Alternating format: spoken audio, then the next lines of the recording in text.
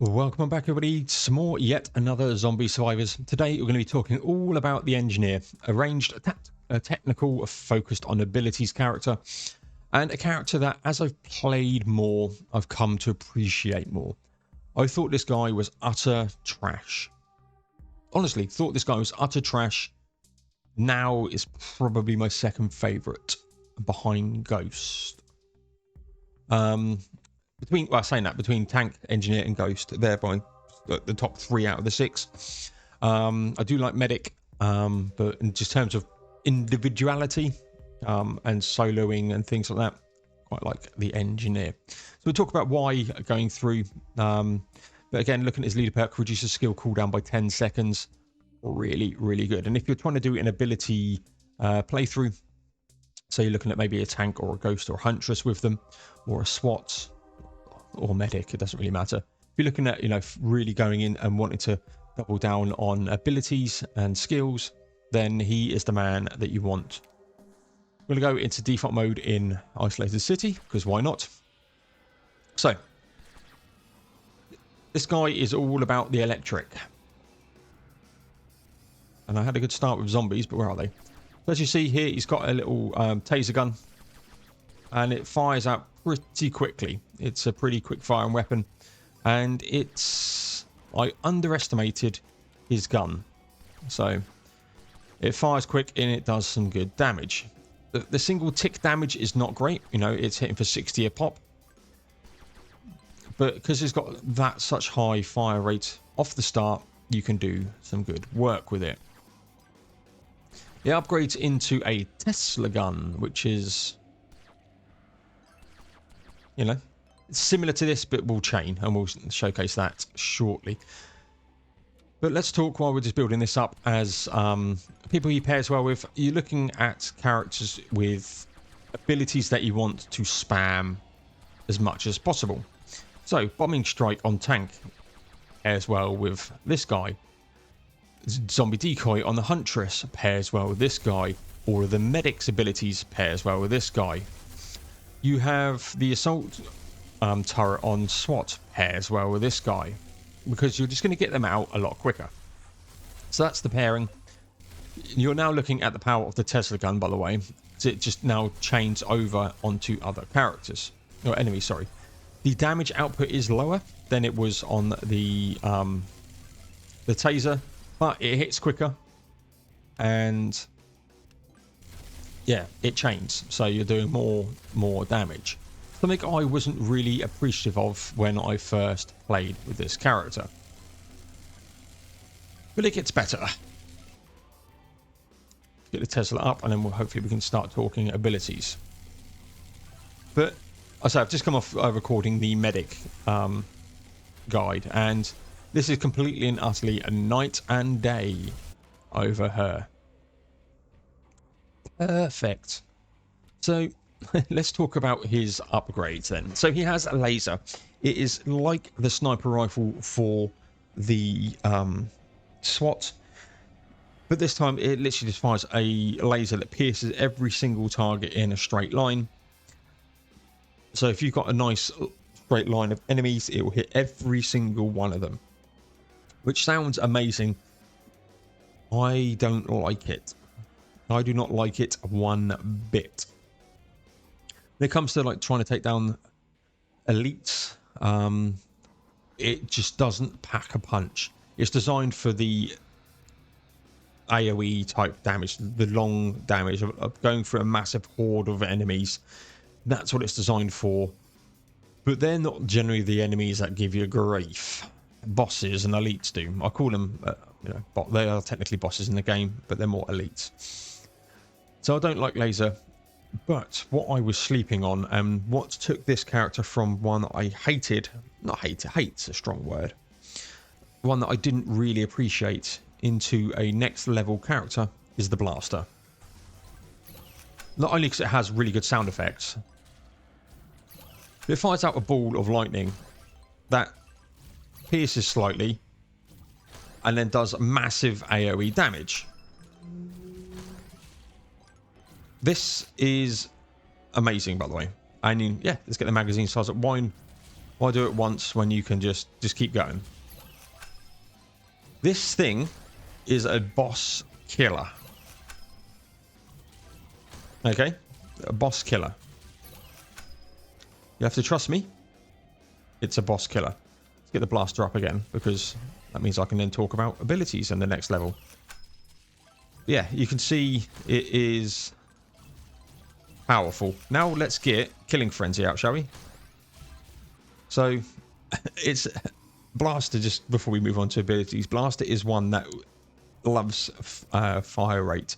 Gets fire rate up and it just pumps out these nukes constantly and just melts things. So, I'll literally just wax lyrical some more on Blaster shortly, but let's talk about abilities. He has obviously 3. Energy Shield on the left is the tier 3 one, so we'll come to that last. And then you have okay abilities. So Electrocution, electrocute zombies around the engineer every 20 seconds. Pretty decent. It's like it means any enemy within a certain range just gets zapped, and upgraded with skill damage up and everything does really good damage. Pretty decent. Then you have the electric turret, and to me this falls into the trap of what the helicopter strike is on the SWAT. This drops a static turret down that will damage enemies every now and then in a circular pattern. Now, unlike the assault turret, which has quite big range, this doesn't. So if you're holding down if you time it well and you're picking up an SOS or a crate and you've got some bosses coming towards you, they will run through it and take some damage. And it does do some good damage against hordes of zombies. But it's unreliable, similar to the grenade trail on the SWAT as well. It just becomes unreliable and is probably the last one that you'd want to pick out of the engineer, in my opinion. And then you have the energy shield. Creates every 30 seconds creates a shield around your character that lasts 10 seconds and deals 60 damage to all enemies that passes through it. Okay. How big a shield? Massive shield.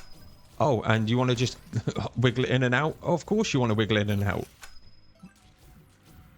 I have done a run where I've upgraded that shield to the max and all of his abilities to the max before picking any other weapons up, and I've gone through the night with this guy, just with the energy shield alone doing the majority of the damage. When it comes to bosses, you're jiggling around quite heavily, but yeah, this is what makes this guy immensely powerful, because you can just keep jiggling with the shield, and with cooldown reductions, and the right power-up perks, which we might as well head off towards, you can put up more often than not. It's particularly powerful, and if you notice when they go into it, they get a little bit staggered. Really, really good. Yeah, it's just like, cool, let's just keep getting the energy shield. Energy shield, really good. Blaster, really, really good on this character. Let's talk about the skills, and I've sort of already alluded to it. Skill cooldown on this guy, even more so. It doubles down on his leader ability. And tied with him specifically, like with that energy shield, with the electrocution that goes around, I'll pick that up so we can have a look at them too as well. Skill cooldown, really, really good. Weapon fire rate, again, really, really good with your blaster. If you're going for the laser, you don't need weapon fire rate, because it's a constant stream, and it's then reloads and then goes again. But yeah, skill cooldown, weapon fire rate if you're using blaster. Standard stuff, you're going to want armor. You want armor on everybody, especially if you're doing hardcore. You're going to want that, but double down on the skill damage, skill cooldown, weapon fire rate. Go for your lifesteal if you want it, or bring medic. Medic again ties well with this guy. So yeah, you can be a little bit more specific on this. You could always go into some more dodge chance, but definitely skill cooldown, skill damage, and weapon fire rate. So let's get skill cooldown here. And just want to showcase the other abilities as well. But yeah, they get staggered so much in this. It's so good. Let's just grab a level here. And we'll get electrocution up just so you can have a look and see what this is. Yeah. Problem with electrocution with the shield is that you don't tend to get many people near, but there is a electrocution that comes out. Should happen in a moment. There you go. That was electrocution. Again, and you can upgrade the power of that and the range of it. It's, you know, it's not that small. And then let's just get electric turret just to showcase electric turret. But you don't need these because you've got blaster and there's the electric turret. So again, it does okay damage, but it's nothing to write home about. And you could just wiggle around like this and do more damage with the electric shield, to be honest, or energy shield.